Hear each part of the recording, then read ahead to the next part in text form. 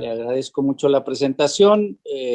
Finalmente ya habíamos tenido 2 sesiones de trabajo en este taller con las personas que nos han hecho favor de asistir a él en estas nuevas modalidades que nos impone el aislamiento social.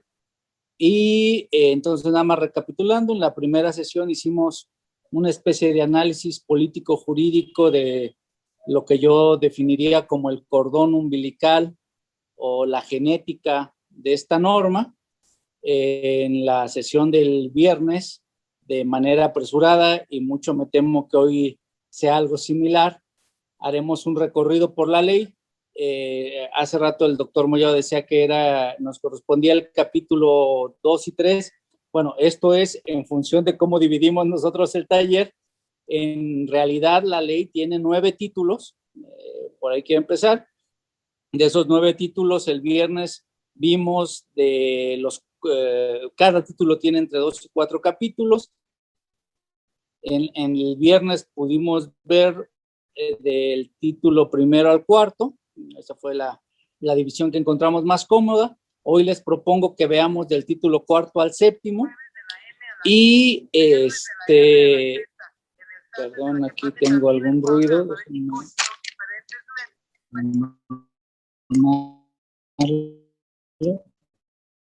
Ya, gracias. El día de mañana, entonces les propongo, veamos el título octavo y noveno junto con los artículos transitorios, que son muy importantes, más o menos para equilibrar. Y bueno, en ese orden de ideas, hoy empezaríamos con el artículo quinto, insisto, el título quinto, perdón, de las disposiciones generales de las características. Bueno, vimos 4 títulos, analizamos los aspectos de las disposiciones generales, las características de los órganos de gobierno consideradas, el sistema estatal de búsqueda, la comisión de búsqueda que ya nos refería a nuestra ponente anterior, el comité coordinador y la fiscalía especializada. Ahí nos quedamos. Hoy continuaríamos donde nos quedamos, especialmente lo relativo al Consejo Ciudadano, como ya nos comentó el doctor Mollado.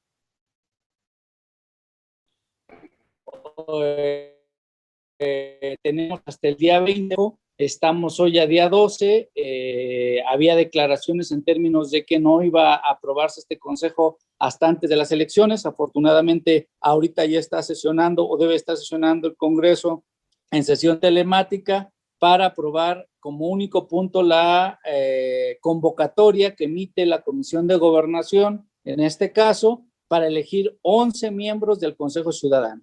Si todo sale bien, en un rato más estará la convocatoria. Y es a partir de ahí que vamos a empezar este análisis.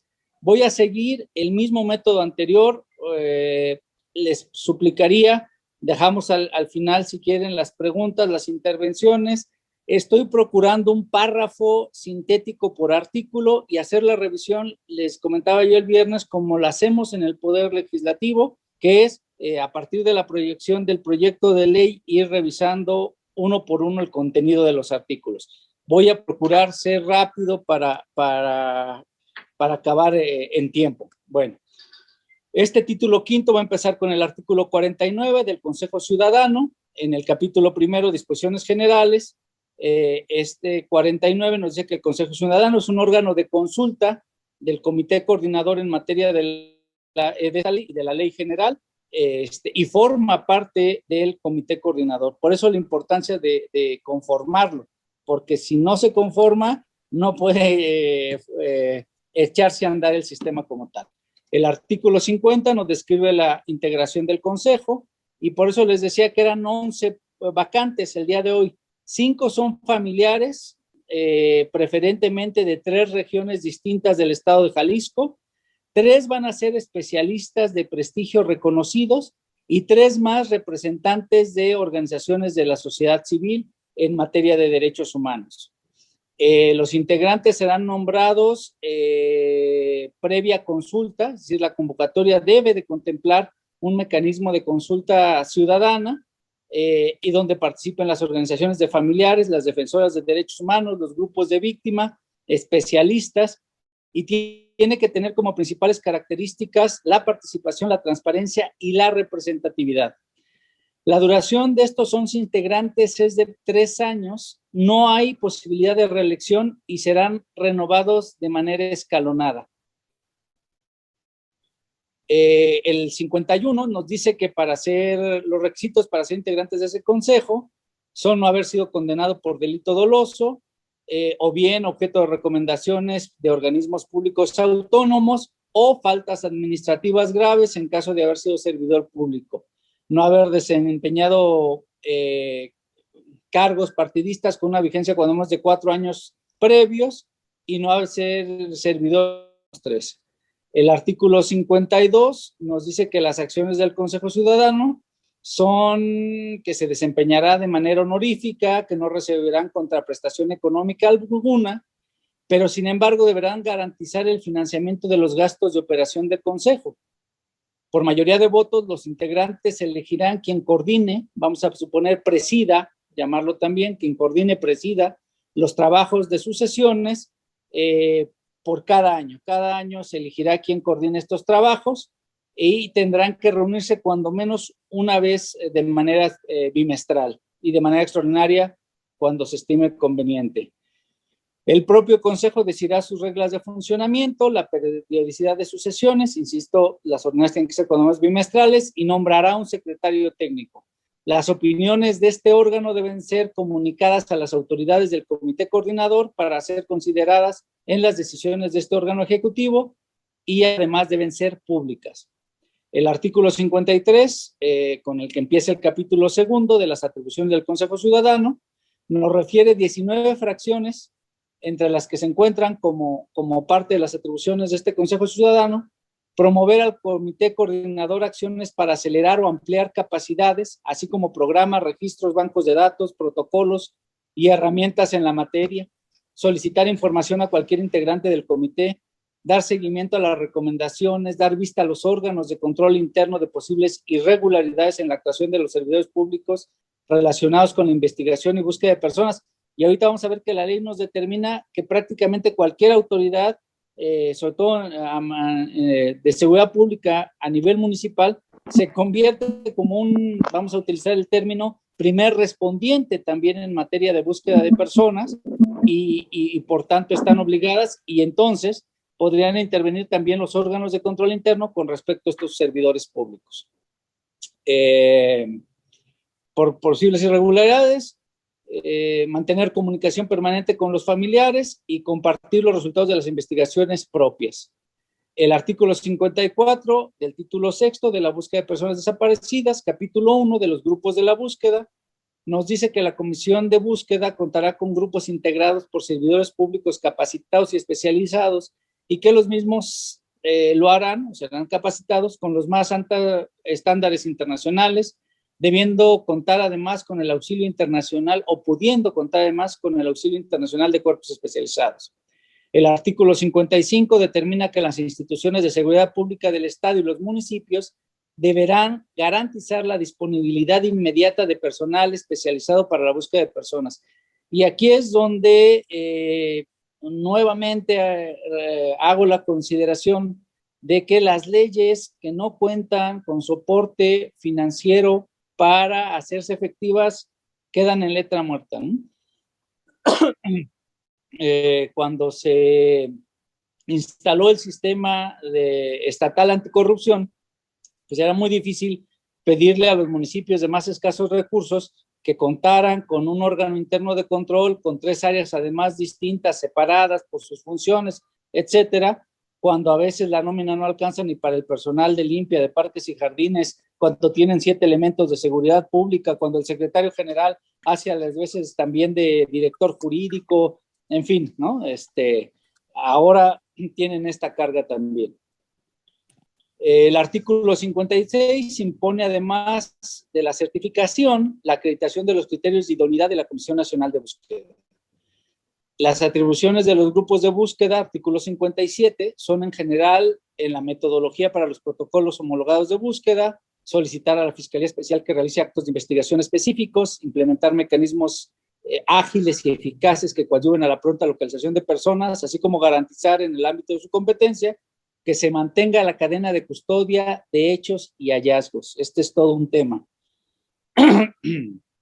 En el capítulo segundo de artículo 58, con el artículo 58 empieza el capítulo segundo, nos dice que respecto de las acciones de búsqueda, que las mismas tendrán por objeto realizar todas las diligencias necesarias para la localización de las personas desaparecidas, partiendo del supuesto de que toda persona cuyo paradero u ubicación se desconoce tiene el derecho de ser buscada por parte de las autoridades. La búsqueda se desarrollará de manera conjunta, coordinada y simultánea con las autoridades competentes.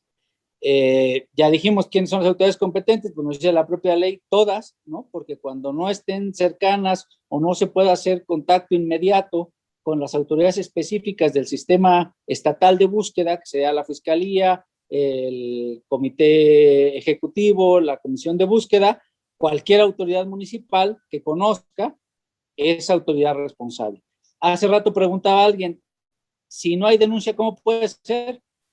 Ya lo decía el expositor anterior, por reporte o denuncia. O sea, ni siquiera se necesita presentar la denuncia, con que haya un reporte de persona desaparecida o una noticia, procede la búsqueda.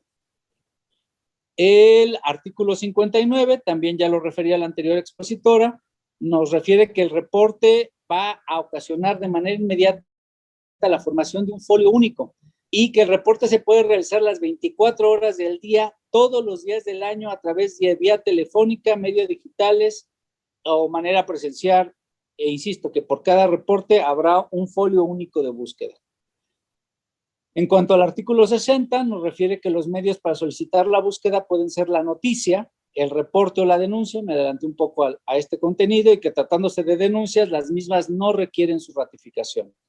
61, en tanto que el artículo 61, tratándose de ser noticia, aún las autoridades que no pertenezcan al sistema estatal de búsqueda, también lo referí hace un momento, deben recabar los datos mínimos que se desprendan de la noticia, transmitir la información de manera inmediata a las autoridades correspondientes e iniciar las primeras acciones de búsqueda.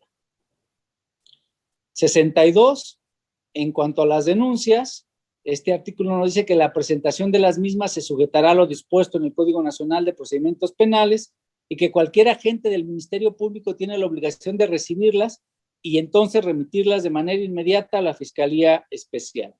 El artículo 63, que la autoridad que recabe la denuncia, reporte o noticia debe transmitirlo inmediatamente a la Comisión de Búsqueda o Fiscalía Especializada que corresponde, implementando también de manera inmediata las acciones de búsqueda correspondientes.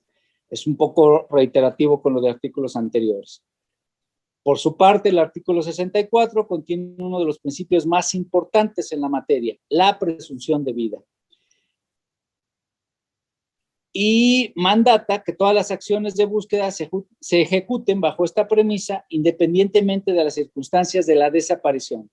También prevé que la Comisión de Búsqueda no podrá archivar y concluir las acciones hasta que no haya certeza sobre la suerte del paradero de la persona.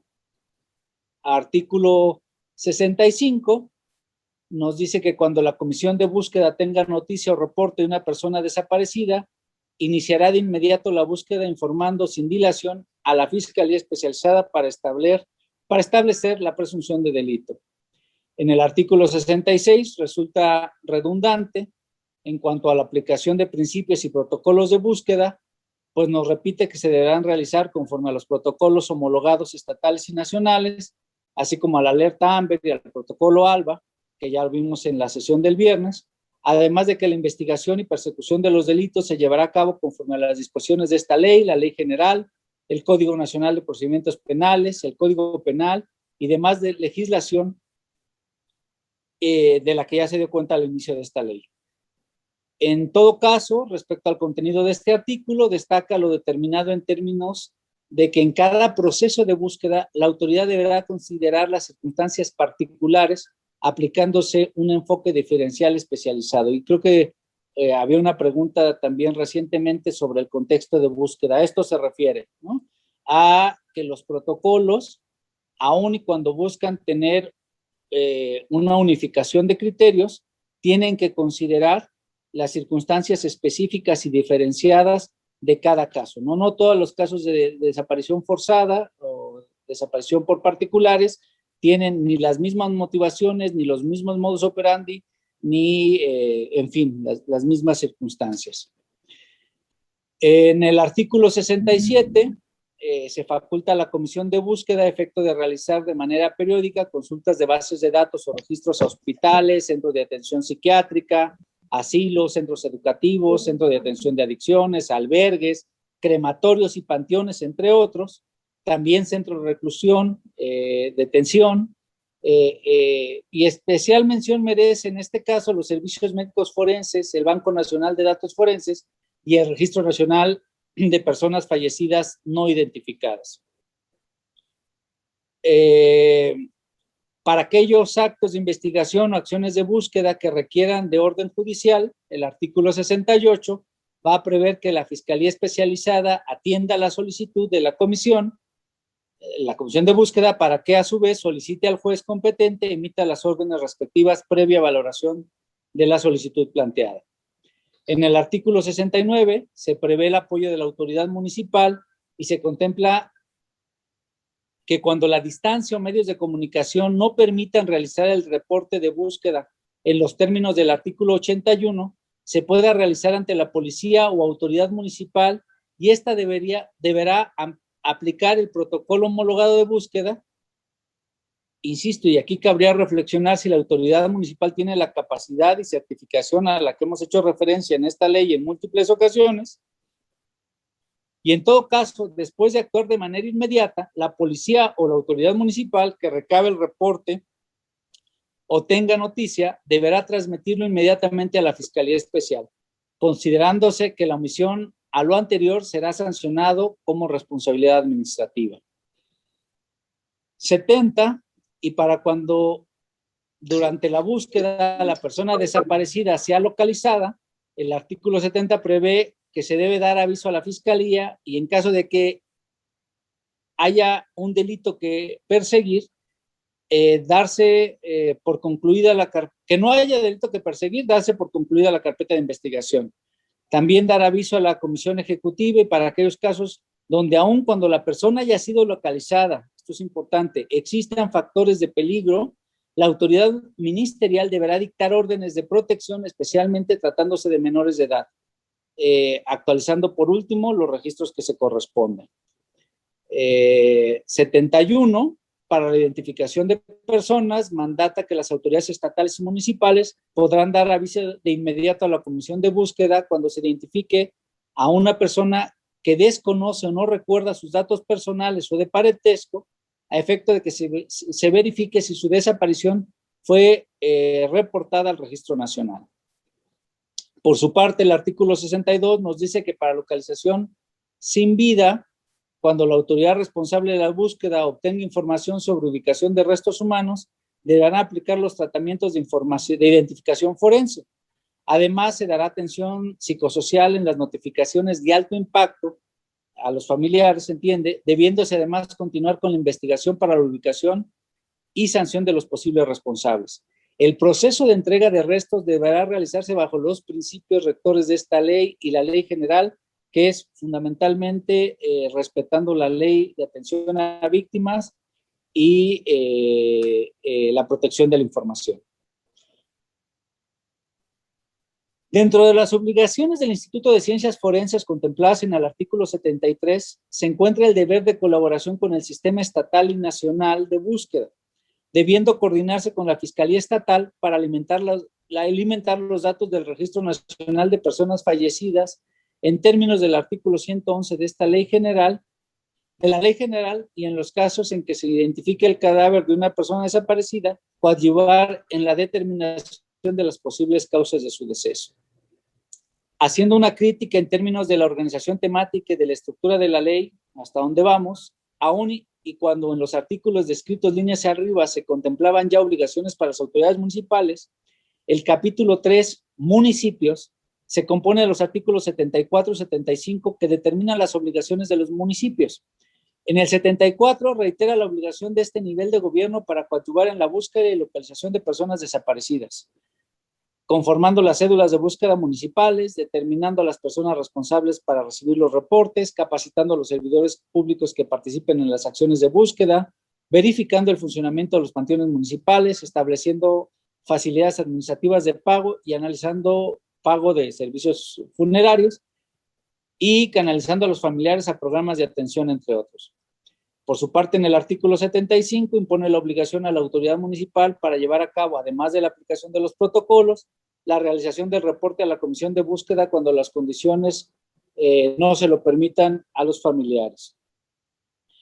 En el artículo 76 se da comienzo al título séptimo de los registros y programas, capítulo 1 de los registros, y en este arábigo nos describe que las bases de datos del sistema estatal se compondrán por el registro estatal de personas desaparecidas, el registro estatal de fosas, el registro estatal de personas fallecidas no identificadas, el banco estatal de datos y otros registros o bancos de datos o herramientas que ayuden con el cumplimiento del objetivo de esta ley.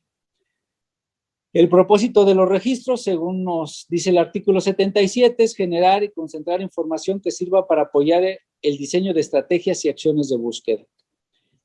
La operación y funcionamiento de los registros estatales, regulada por el artículo 78, nos dice a su vez que los mismos son una herramienta de búsqueda e identificación que organiza y concentra la información sobre personas desaparecidas con el objeto de brindar apoyo a las investigaciones de búsqueda, localización, identificación, prevención e investigación.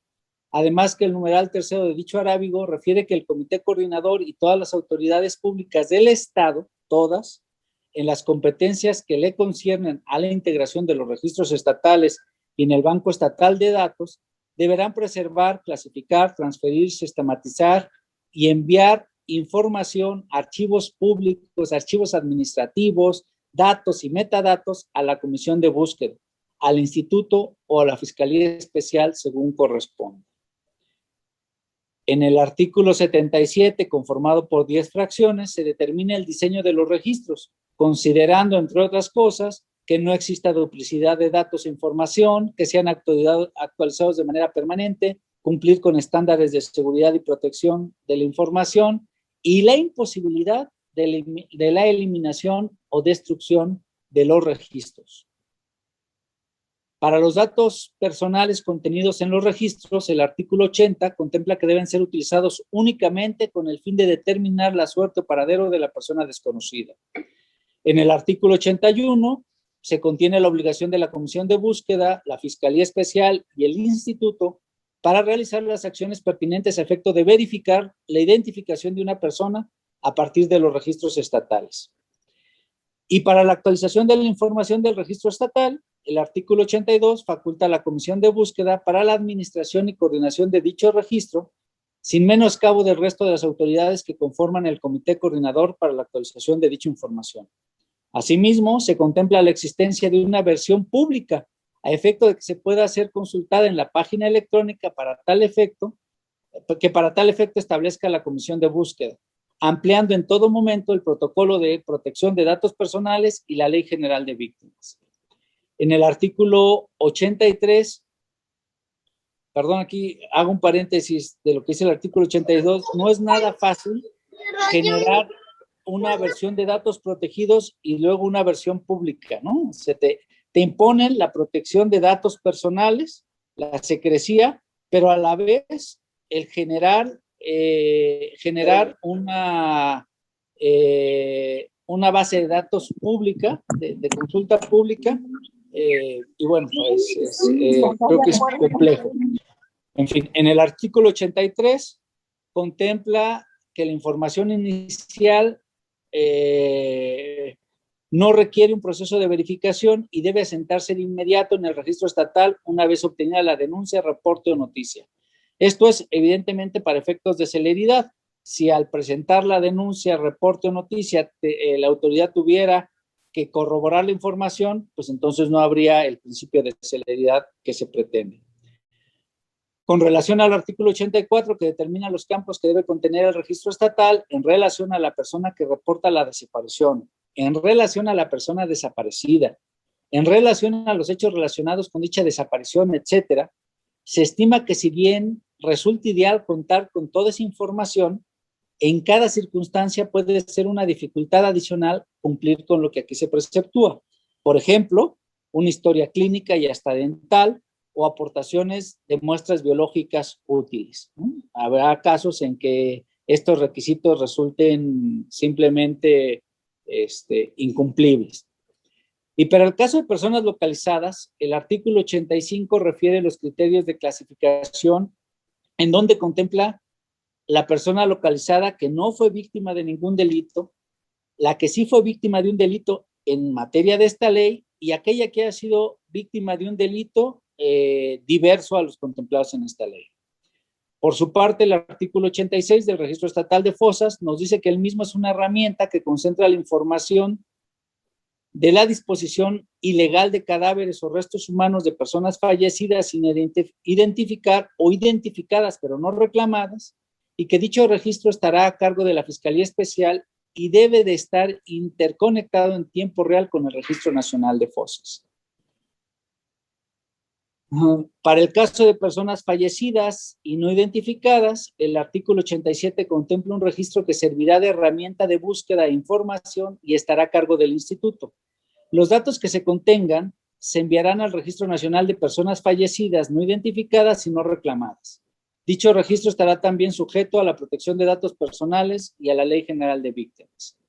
En el artículo 88, denominado Identificación de la persona, se prevé que la autoridad, una vez que logre identificar el cadáver o los restos de la persona, deberá notificar a los familiares siguiendo los protocolos aplicables y en caso de que dicha notificación no sea posible, enviar la información al registro de personas fallecidas y no identificadas. Para lo anterior, en el artículo 89, nos dice que el Banco Estatal de Datos Forenses está a cargo del instituto y que concentrará dicha información realizando cruces permanentes con el Registro Nacional. Por su parte, el artículo 90 nos dice en 11 numerales los datos que tendrá que contener. Valga la redundancia en la redacción, el Banco Estatal de Datos. En el artículo 91 nos dice, entre otras cosas, que los peritos independientes deben contar con certificación legalmente expedida por instituciones públicas o privadas, nacionales o extranjeras, que acredite la especialización en el ramo de las ciencias forenses que corresponda.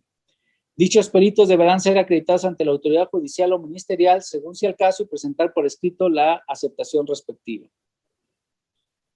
Ya entrando en la recta final del repaso de este título séptimo, el capítulo 2 de las disposiciones de cadáveres de personas contiene el artículo 92 que prevé de manera primordial que los cadáveres o restos de personas cuya identidad se desconozca o no hayan sido reclamados no pueden ser incinerados, destruidos, desintegrados, ni disponerse de sus pertenencias.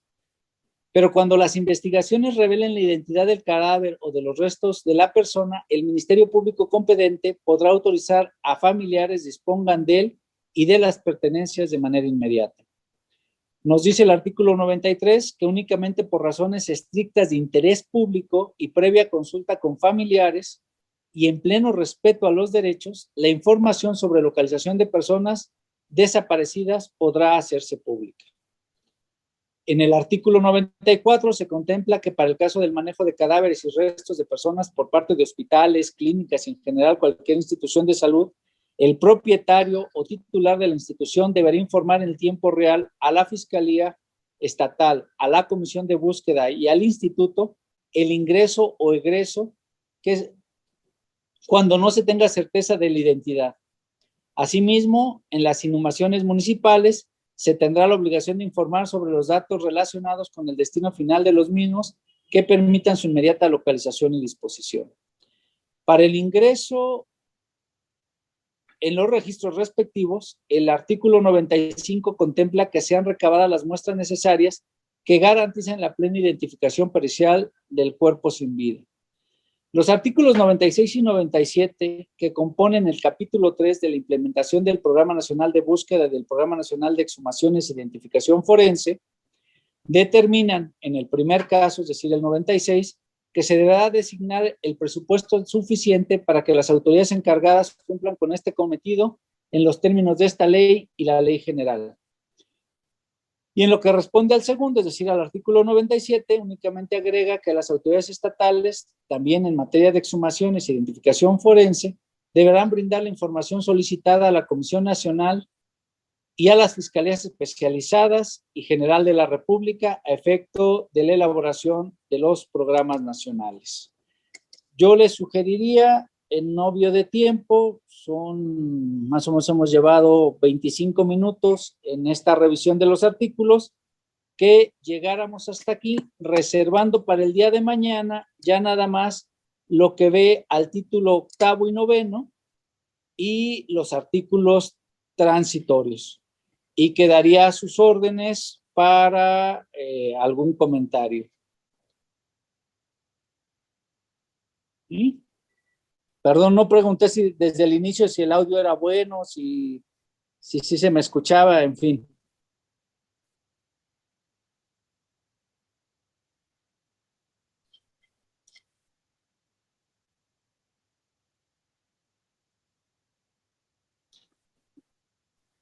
Y se escucha perfecto. Muchas gracias.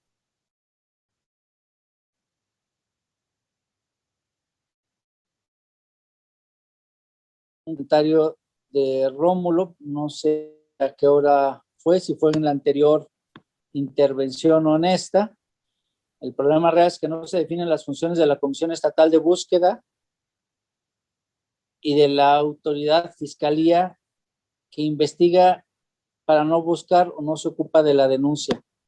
Yo diría que incluso el problema es mayor cuando no solo facultas, sino creas obligaciones para autoridades que evidentemente no cuentan ni con la capacidad ni los recursos en esta materia, ¿no? Siendo optimistas, yo diría que el principal aporte de la ley, creo yo, es generar la cultura de la búsqueda de las personas desaparecidas. Decía el diputado Enrique Velázquez en la sesión del jueves, lo ideal es que no hubiera desaparecidos. Sí, claro, pero tenemos una ley que no regula lo ideal, lo que quisiéramos, que está regulando nuestra realidad. Y en esa realidad creo que está quedando muy grande para algunas autoridades, para las autoridades inmediatas, insisto, y eso es lo que hace, y sucede con los protocolos actuales de primer respondiente, ¿no? En las cadenas de custodia y todo eso. Cuando algún elemento municipal está por salir de su turno y ve algún ilícito, pues se voltea para otro lado, ¿no? Porque sabe que si se hace del conocimiento, pues le toca hacer el reporte, la cadena de custodia, en fin. Entonces, creo que la principal crítica es esa, la carga tan pesada que hay para muchas autoridades sin los recursos suficientes para encarar estas responsabilidades, y la parte positiva, la cultura ciudadana que se pueda fomentar y ampliar a partir de contar con este tipo de herramientas, ¿no? Que finalmente, pues todas son perfectibles. Yo sigo teniendo, como lo dije el jueves, mis serias dudas de que en cualquier momento nos llegue la acción de inconstitucionalidad presentada por la Fiscalía General o por la Comisión Nacional de Derechos Humanos, pero bueno, ya veremos de qué se duelen y si tienen razón o no en los errores que nos hagan, posiblemente nos hagan ver.